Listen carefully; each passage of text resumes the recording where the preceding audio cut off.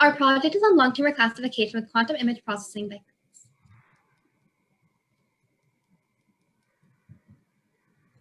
Our project is a long-tumor classifier that uses a quantum CNN for the pre-processing of lung tumor data. This helps speed up the detection of lung tumors. While this is what we landed on, there were many steps that led us to this idea. We started with a simpler algorithm, quantum phase estimation, and once we finished that implementation, we thought about what we could do with that and got to image classification. From there, we wanted to focus in on a specific real-world problem, leading us to a lung tumor classifier.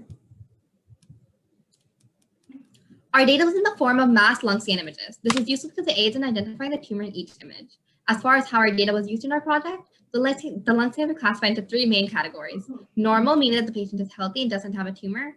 Benign, meaning that there is a tumor, but it doesn't need to be operated on. And malignant, meaning that the tumor is cancerous. So there are like multiple advantages to using a convolutional layer instead of a convolutional layer. One of which is the implementation of the algorithm.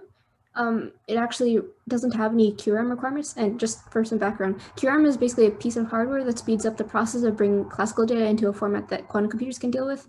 But the drawback is that it doesn't really exist yet, so it's a huge plus that this doesn't have any requirements for that.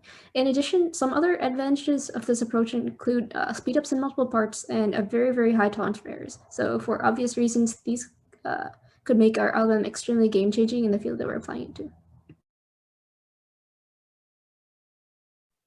And now for a brief intro on neural networks.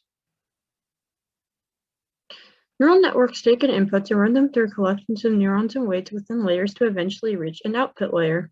The network trains by taking and training data with labels attached and altering the weights between each neuron to improve the accuracy of the model and minimize any potential loss. In our case, the input data contains images of lung scans, and our output data shows whether or not the patient has a tumor. 0 means no tumor, 1 means benign, and 2 means malignant. For this, we use the convolutional neural network to sort the images. Convolutional neural networks are made up of convolutional layers which extract information from an input by sliding a window known as a kernel across a set of data. CNNs usually have multiple convolutional layers which can distinguish more complex features in an image, such as its contour and shape. At the bottom right of the slide, you can see an example of a kernel that is used to sharpen an image. So now we're going to talk about our algorithm. In the last slide, we talked about kernels. So when we trained our model, we didn't use a classical kernel, we made a quantum kernel. The diagram at the top shows what a classical convolution would look like, while the diagram at the bottom shows what a quantum convolution would look like. This is a more in-depth version of the diagram on the bottom of the previous slide. It includes our oracle, which is basically the circuit that we made.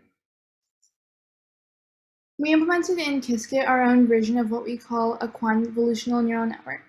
In our implementation, we used the basic structure of a PennyLane demos code, PennyLane being a Python library that could be used for quantum, combined with a circuit derived from an ArcSoup article to implement something similar to a 2x2 kernel that would use qubits to reduce the number of parameters that we needed to input to the neural network.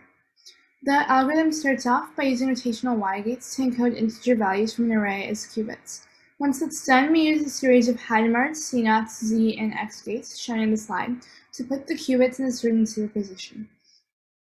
At the end, we used a quadruple controlled NOT on the output qubit.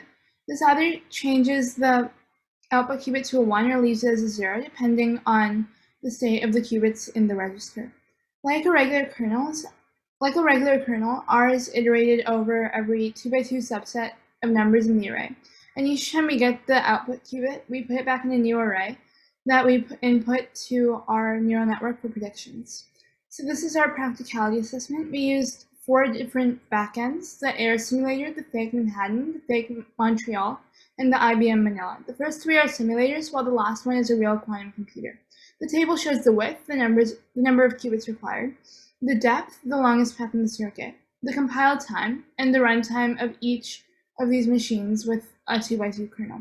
However, if we were to use an n by n kernel, the width would be n squared plus 1, and the maximum depth would be 2n squared plus the number of controlled gates on that qubit. Now we're going to talk about the positives and challenges that we had in working on this project. So some of the positives that we had about working on this project were that we got to study an advancing field in depth.